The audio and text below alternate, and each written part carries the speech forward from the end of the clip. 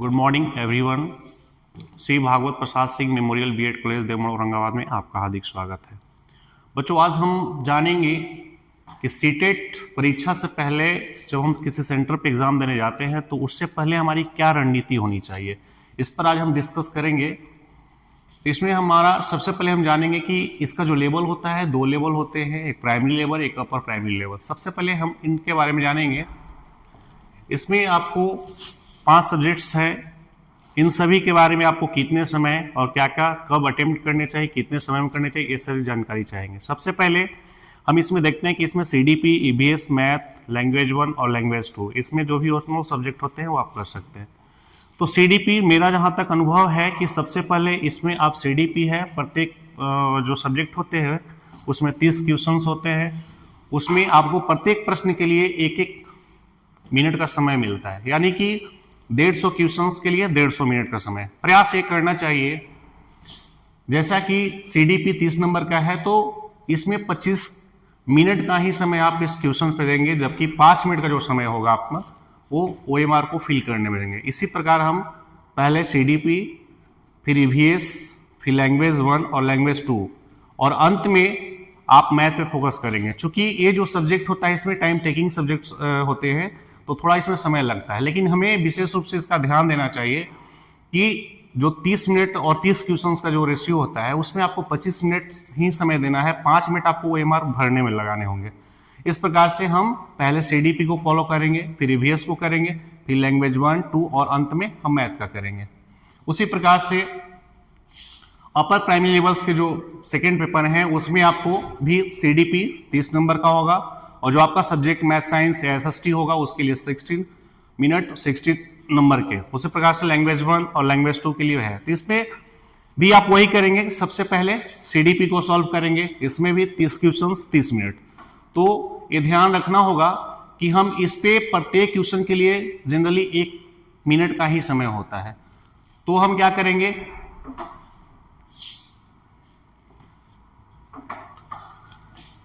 तो सबसे पहले हम सीडीपी को सॉल्व करेंगे, फिर लैंग्वेज 1 और लैंग्वेज 2 को। इसके बाद जो हमारा जो समय बचता है वो हम अपने सब्जेक्ट पे मैथ या साइंस, एसएसटी जिनका भी होगा उसके अनुसार करेंगे।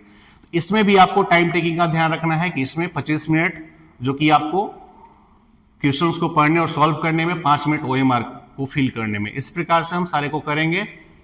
इसके बाद हम चलते हैं, तीसरा स्टेप हमारा है कि ओएमआर को कैसे भरा जाए। तो प्रायः हमसे जो गलतियां होती हैं इस ओएमआर में वही होती है कि हम रोल नंबर को भरते तो यहाँ पे हम नंबरिंग कर देते हैं, जबकि उसके जो ये सर्कल्स होते हैं उसको हम अच्छे से नहीं भर पाते। तो इसका आप विशेष ध्यान रखेंगे कि सारे रोल नंबर को अच्छे से लिखेंगे और लिखने के बाद उसको उस क्रमबद्ध से मिलाकर आप भरेंगे। और एक चीज और विशेष रूप से ध्यान देनी होती है कि हमारे माइंड में ये बात चलते रहता है कि हम पूरे क्वेश्चंस को एक बार सॉल्व करेंगे और लास्ट में हम ओएमआर को फिल करेंगे, लेकिन जहां तक मेरा अनुभव है आप ऐसा बिल्कुल ना करें, क्योंकि कभी ऐसा होता है कि जब हम अंतिम समयों में सोचते हैं कि ओएमआर को भरे तो हमें भरना है 3 और उस स्पीड में हमें कभी कभी 4, 5 2, कभी 3, कभी 4 इस प्रकार से फील हो जाता है। तो इसका हम विशेष ध्यान रखेंगे कि जब आप जैसे आपने सीडीपी को सॉल्व किया तो सीडीपी का जो भी क्वेश्चन सॉल्व हुए हैं वो प्रश्न पुस्तिका से उठाकर आप सीधे ओएमआर पर चले जाएंगे और ओएमआर पर पहले इसका काम कर लेंगे। इसके बाद हम दूसरे सब्जेक्ट के ओर बढ़ते हैं। नेक्स्ट स्टेप है कि सीटेट परीक्षा आखिर कितने नंबर की होती है, उसका समय कितना होता है। जनरली हम जानते हैं कि टोटल मार्क्स 150 होते हैं और प्रत्येक प्रश्न के लिए 1 मिनट का समय होता है। और उससे महत्वपूर्ण है सीटेट परीक्षा से पूर्व की जाने वाली तैयारियां एवं ध्यान देने योग्य बातें। अर्थात जब हम किसी परीक्षा सेंटर पर जाते हैं तो हमें किन किन सावधानियों को बरतनी चाहिए। पहला पॉइंट है परीक्षा से पूर्व अर्थात 1 दिन पहले पूरी नींद लें।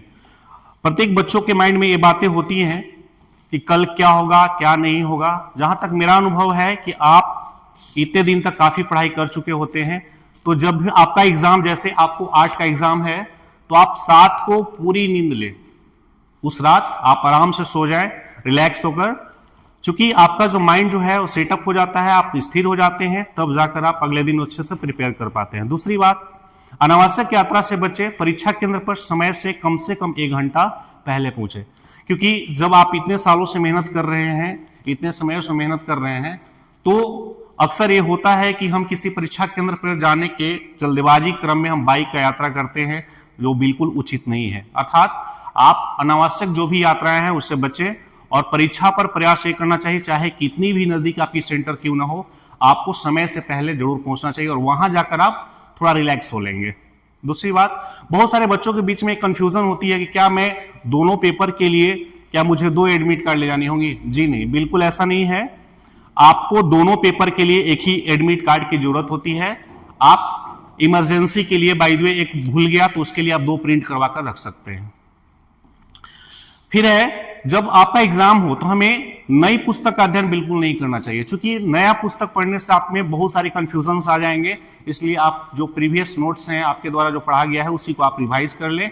और एक बात हमेशा ध्यान रखें कि हमने क्या पढ़ा क्या नहीं पढ़ा, बस यह सोचे कि हमें सारी चीजें पढ़ ली हैं। कभी भी ये कंफ्यूज ना रहे कि मेरा वो चीज छूट गया है, मेरा वो चीज छूट गया, ऐसा कुछ नहीं है।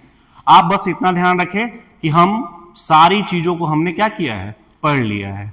तो ये बात माइंड से अपने हटा देनी चाहिए। अगला है, परीक्षा से पूर्व हल्की मात्रा में खाद्य पदार्थों का, जब भी आप एग्जामिनेशन हॉल में जाते हैं तो उससे पहले आप हल्की मात्रा में भोजन अर्थात फल फूल खाएं, ताकि आप जब एग्जाम देते हो तो आपको नींद ना आए। इसके लिए हमें हल्की सेवन करनी चाहिए। सबसे इंपॉर्टेंट बात है, टाइम मैनेजमेंट का विशेष ध्यान रखें। टाइम मैनेजमेंट क्या होता है कि हम प्रश्नों में उलझे रह जाते हैं और हमें टाइम पता ही नहीं चलता। जैसे आप सीडीपी बना रहे हैं तो ना आप ईवीएस में ध्यान दे पाएंगे, नहीं। इस चलते हमें टाइम का हमेशा ध्यान रखना चाहिए और उस टाइम के अनुसार ही हम नेक्स्ट प्रश्नों का उत्तर देना चाहिए।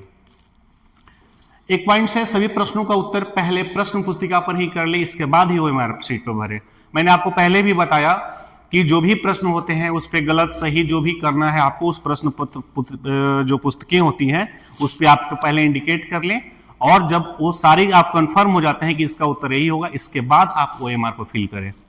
नेक्स्ट है, प्रश्न पत्र में निगेटिव पॉइंट्स, नकारात्मक बिंदु को ध्यान से पढ़ने के बाद उन्हें रेखांकित अंडरलाइनिंग करके प्रश्नों को उत्तर दे। विशेष रूप से देखना होता है कि बहुत सारे ऐसे प्रश्न आते हैं जिनमें उनका कारण होता है कि इनमें से कौन नहीं है। नहीं जैसी बातें आती हैं तो उसको आप अंडरलाइनिंग कर लें और उसके बाद उन प्रश्नों का उत्तर दें।